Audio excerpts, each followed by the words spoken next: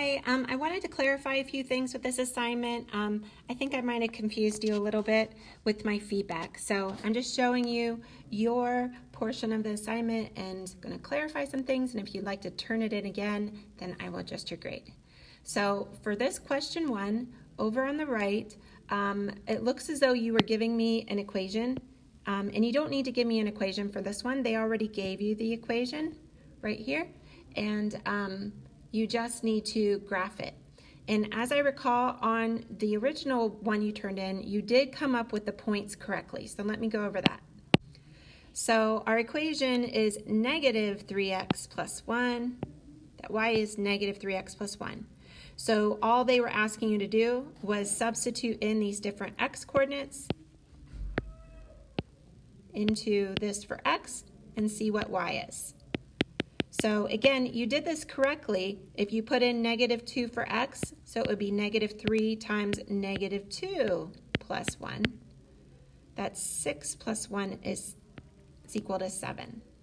So what this is saying is when you put negative 2 in for x, y is 7. You need to remember that the first part of the coordinate is your x coordinate, the second part is your y coordinate. So the way you would write this one is negative 2, 7. That was the feedback I was giving you. I think you flipped the order. So now that we know that this is a point on this equation, we can graph it. So the first number is your x coordinate, so that is where you go on the x-axis. So x-axis goes left to right, y-axis goes up and down. So remember, when you're graphing, you always start here at the origin. And this is telling us that we're going to go over to negative 2, and then we're going to go up to 7. So our point will be right here. And then you do that again. So if we put in negative 1 for x and add 1, that's 3 plus 1 is 4. So this is telling us when we put negative 1 in for x, y is 4. So let's graph that. Again, you start here, we go negative 1 on my x-axis and up to 4. This is where our point would be. And one more, if we put 0 in for x, negative 3 times 0 is 0, plus 1 is 1. So when we put 0 in for x, our y-coordinate is 1.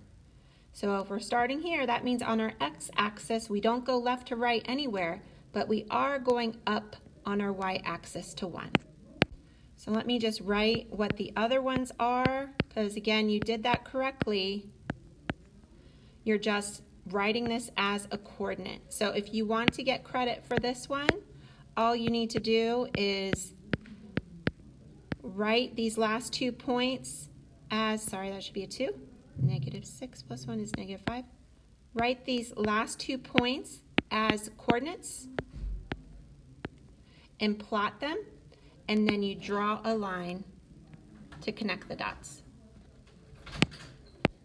So for this one, your slope is correct, and you correctly put it into the formula. So the equation is y equals, sorry, let me use a different color, y equals 2/3 x plus, but your y-intercept is not 2.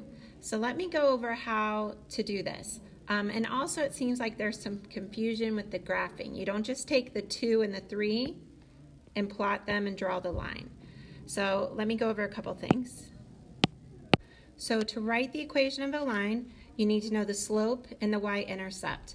If you are given some points like this, you just pick any 2 points. The slope is the change in the y over the change in the x. It's how much are you going up and down, like the y-axis, over how much you're going left to right, like the x-axis. So you just pick any 2 points and you look at them and say, how did the y change? To get from negative 6 to negative 4, it increased by 2. To get from negative 3 to 0, it increased by 3. So the change in y over change in x is positive 2 over positive 3, or 2/3. So again, you did that correctly. So that goes into your equation right here. But the y-intercept, you might be able to look at the table and see. If you can't, then you need to plot each of the points, which again, let me go over. The first one, we're going over to -6 and down to -8, which I can't see -8. Can't go down far enough for that one, so let's plot another point instead. -3, -6, so we got -3 and down to -6. So this is our second point here. And then over 0, down to -4. So this is the third point. Over 3, down -2. So this is another point. So if you want to graph the other 2 points on your graph, you draw your line. And where is this line intersecting the y-axis? That's what you want to put right here.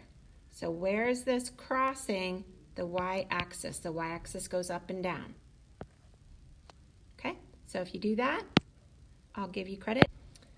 For this one, you got the y-intercept right. This one is crossing the y-axis at 2. So this is right, but your slope is wrong. What you have here multiplied by x. So let's go over that. So again, your y-intercept is correct. It's crossing the y-axis at 2. You just need to fill in a different slope. So the slope is rise over run. I saw you had that written down. That's great.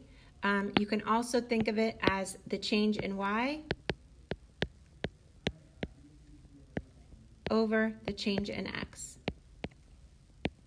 Because rise is how much you're going up or down, like the y-axis.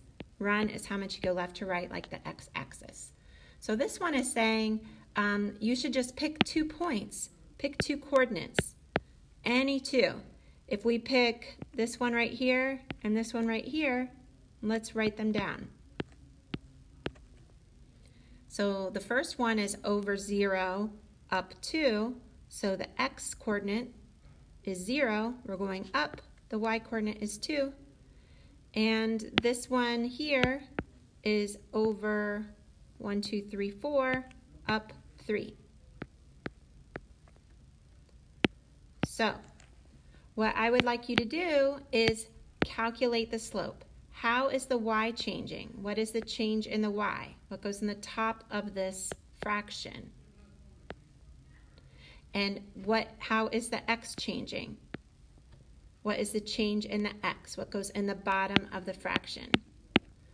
So figure out what the change in y over the change in x is, and that is your slope, and you substitute it into this equation, and you're done.